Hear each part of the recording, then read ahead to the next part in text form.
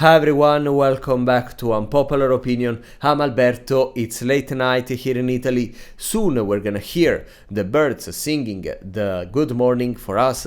But first, before going to sleep, I wanted to share with you this new series that I started and I got shocked by how beautiful is it.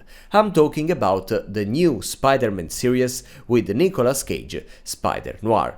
And this is crazy because every time I tell someone that there is a new Spider-Man series, at the beginning people are a little, please, not again, not another, I cannot say, a junk movie from Disney, Marvel, whatever, please, not again. We watched so many Spider-Man movies with different actors in the recent years, in the last decade, please stop.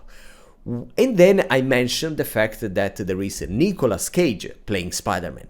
And everyone is a little surprised, like, what do you mean Nicolas Cage is playing Spider-Man? A teenager boy played by a great but old actor.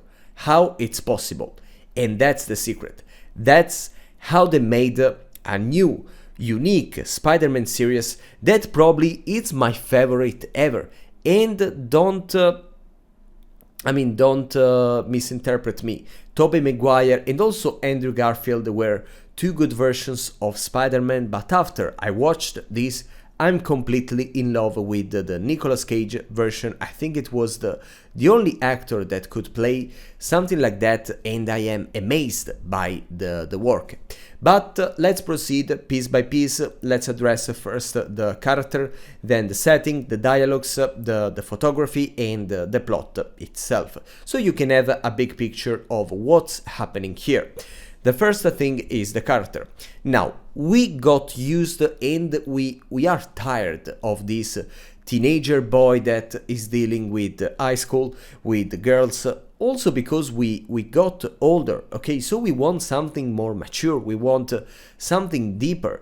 And they finally solved this problem, bringing to us a new Spider-Man that is an adult and not even a young one. Okay, it's an adult with a past, with a background, with a lot of pain and sufferance. It's not like for the all the teenagers that they don't know yet, they will get traumatized and again a relative dies. The same old story as always. No, I mean, it's you can already see a character that is has already lived his life, so it's ready for bringing you to another world, to another phase of the life. That is, the part where he's regretting. He has some regrets. He has a lot of pain. He doesn't know if he wants to take the costume of Spider-Man again. And for me, it's far better. Okay, it's far more interesting. And I was fed up of these teenagers. I mean, it's something cooler.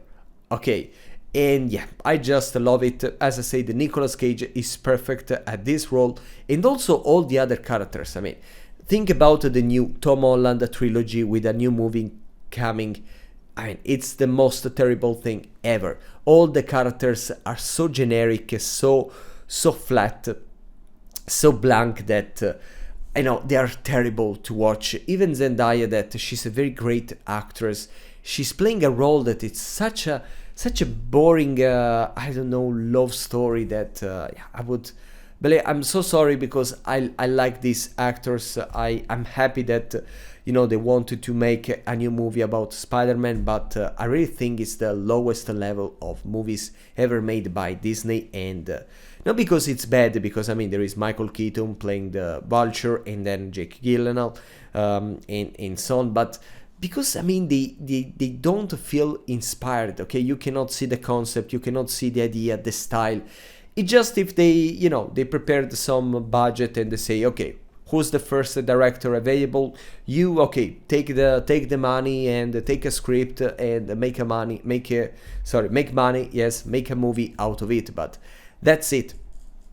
That's the only purpose and the only reason to exist for for the new Spider-Man trilogy. While this one, you can see the inspiration, you can see the idea, the concept, the people behind the work, and not the machines making the most generic script and work ever. And yes, there are a couple of characters that are just adorable, and in any case, everyone, also the villain, it's probably the best villain in Spider-Man after Goblin. Okay, in my opinion. Now, the second part is the setting. It's set in in a New York of many years ago. In any case, they didn't have smartphones, just to make you understand how old is the setting, how ancient. And yeah, it's great. I mean, I like this kind of a setting. It's kind of a gangster movie, so with the mafia and all the intrigues with the politics and economics, and it works very well on this side also because it's a poor society where weak people get oppressed, and they want to defend the folks from the mafia, from the politics, the economics, and so on. There is a journalist, there is a secretary that are wonderful character. Then the dialogue and the photography. I listened to a speech by a movie expert recently that was accusing the new movie industry of being less iconic about the photography. But they just they film the same scene from different angles, that's the idea. But in this series, you can literally stop, especially in the first episode, you can stop the series at any point, at any minute, and you can make a painting out of the shot. It's crazy. The angle and the objects, the style, it's perfect. There is also a use of the green screen that when you will watch it, you will understand what I mean. That it's so perfect that you don't care. You understand that it's fake, but it's so well done and picturesque, so iconic that you don't care. Like, okay, do whatever you want. If this is what you can do, it's amazing. I like it. I don't care that it's fake. It's a New York of many years ago. So of course you have to reproduce it. Now, then the dialogues. Also, the dialogues are wow. Not because they, like in Game of Thrones, that there is another level for sure. But this is not chats of teenagers about nothing, about bullshit. No, this time is adults talking about business, politics, and mafia, and philosophy, and whatever. So they created. The more I talk with you, the more I think about the series, and I just want to go back to watch it again. And yeah, the dialogues between the characters are unique. You can really perceive the personality that was well built in any character, and all the interactions are wonderful. And yes, between there is also, we can say, a kind of love story, so between Spider-Man and the potential partner and the character and the villain, the journalist, the secretary.